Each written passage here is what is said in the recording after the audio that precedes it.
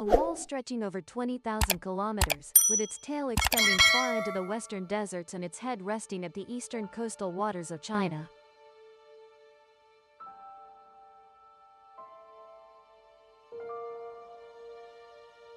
The Great Wall, which not only conceals incredibly mysterious legends,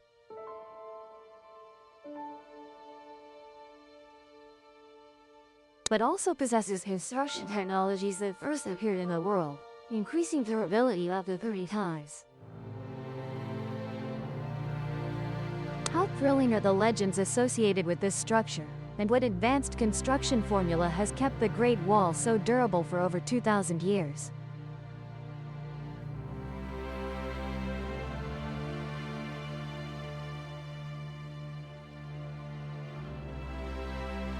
Most of us believe that Qin Shi Huang was the one who proposed the idea of building the Great Wall to protect China from the invasion and plunder of the northern nomadic tribes.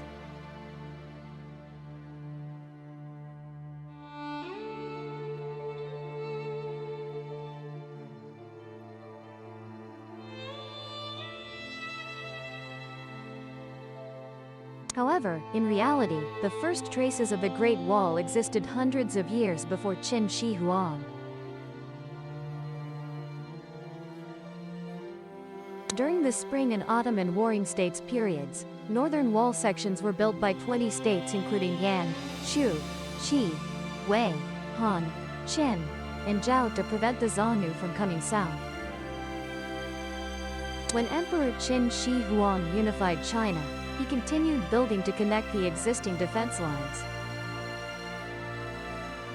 To create the majestic and magnificent wall as seen today, tens of thousands of civilians, soldiers, countless prisoners, officials who made mistakes, and scholars who didn't burn books had to perform hard labor in the vast, overlapping mountains and forests, enduring freezing winters with frozen water and scorching, dusty summers, with many even dying there.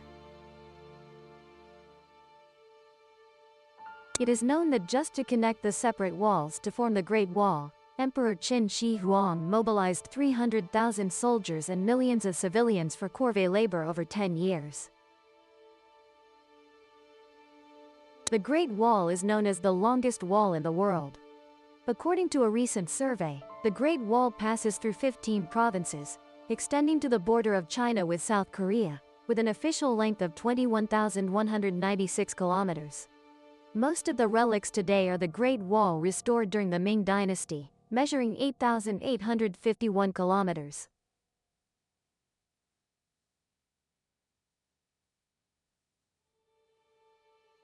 Over thousands of years, many parts of the Great Wall have been severely damaged due to the effects of war, humans, and nature. It is estimated that only about 8.2% of the structure remains intact. By going back in history, studying its construction, and searching for recorded evidence, scientists are trying to unravel the mysteries surrounding this magnificent structure. According to historical records, Qin Shi Huang was a very superstitious king, stemming from his order to find the elixir of immortality. Even this made the king blind, so believing in an unfounded prophecy to build a wall thousands of miles long was too normal.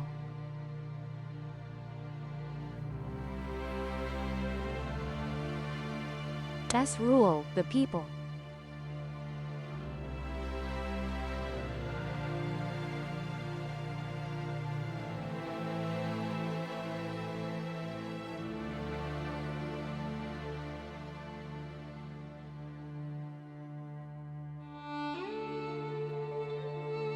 S fate, and of course, Lu Sheng.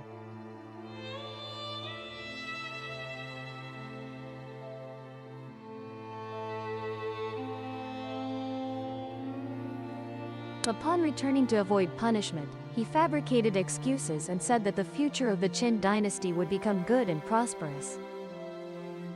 However, this was not what Qin Shi Huang wanted to hear. What he wanted to know was how to consolidate his power.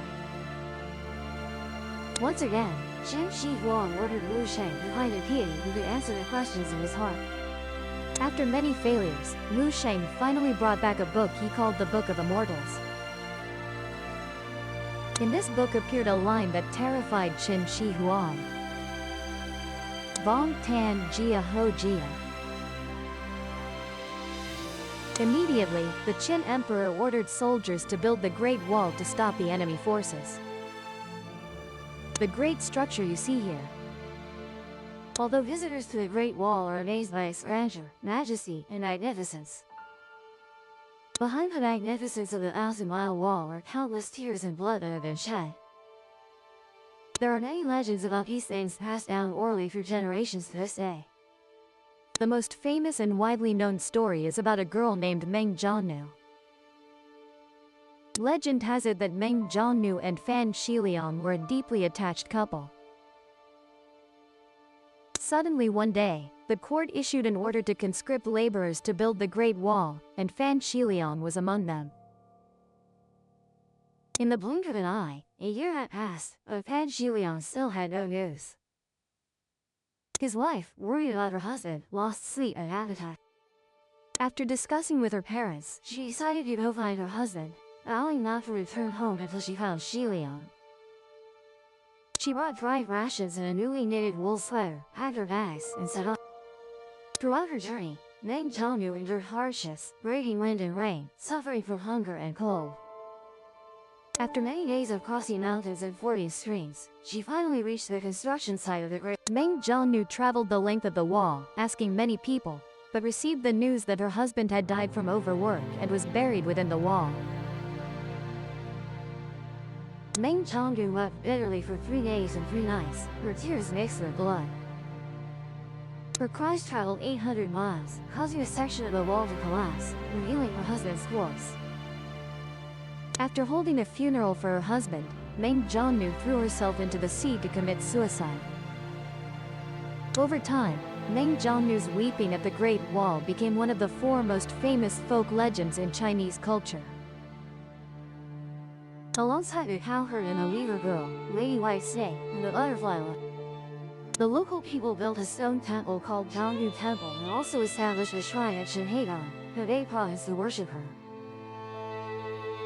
Knowing that the construction of the Great Wall was extremely arduous, causing countless families to be separated, not just that young couple.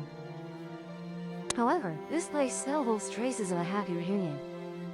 The story tells of a young soldier who had to go to the northern section of the Great Wall by court order to stand guard. According to the laws of that time, soldiers guarding the Great Wall had to perform duties almost year-round and rarely return. That young soldier had been guarding here for many years without leave to visit his hometown. Far away, missing his son and due to declining health, the old father decided to pack up and go to the Great Wall to find his son. After many days of searching, the father and son finally found each other at the young soldier's guard post. The two happily embraced each other, crying. And most surprisingly, both father and son died right at the place where they encountered each other. To commemorate the father and son, that fortress was named Zaifeng, meaning the happy encounter. Going to the Western Divine Palace, we will admire the greatest pass under heaven, Jiayugan. This is the most intact ancient military structure of the Great Wall. Jiayugan has a trapezoidal structure with a perimeter of 733 meters and an area of over 33,500 square meters. The total length of the wall is 733 meters and the height is 11 meters. The most famous legend about Jiayugan tells that the designer of this structure was the eminent mathematician of that time, Yi Kaizhen. He meticulously planned the construction of the wall, accurately estimating the number of bricks needed as 99,999. However, the supervising official at that time still doubted.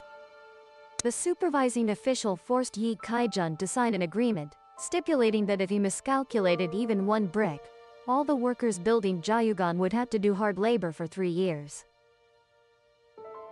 And to please the superior official, Yi Kaizhen added 1 extra brick. When the Jiayugan fortress was completed, exactly 1 brick remained. Yi Kaizhen amazed the supervising official at that time with his outstanding power. And that brick is still solemnly placed on the gate of Jiayugan to this day. It serves as a vivid and enduring historical testament through time. Not only possessing unique and standard architecture, the wall also contains special construction technology that has helped it stand for thousands of years. if today's structures are built with mortar made from sand and cement. Back then, the Chinese emperor used a unique and precious material, which was glutinous rice mortar, meaning using glutinous rice flour mixed with regular mortar. This is considered the world's first mortar blended from organic and inorganic material. In glutinous rice, there is a component called amylopectin. This substance increased the durability of glutinous rice mortar by 30 times and the surface hardness by 2.5 times compared to pure lime mortar, and it is particularly waterproof. However, the use of glutinous rice for construction occurred even when common people had no rice to cook. Therefore, the imperial court ordered the people nationwide to grow glutinous rice. The cost for glutinous rice materials was unimaginable. To complete the structure, hundreds of thousands of lives of slaves, prisoners, and even common people were sacrificed. Perhaps such things make us appreciate and preserve the remaining ancient structures even more today. What about you? What do you think of this longest wall in the world? Don't forget to leave a comment right. And now,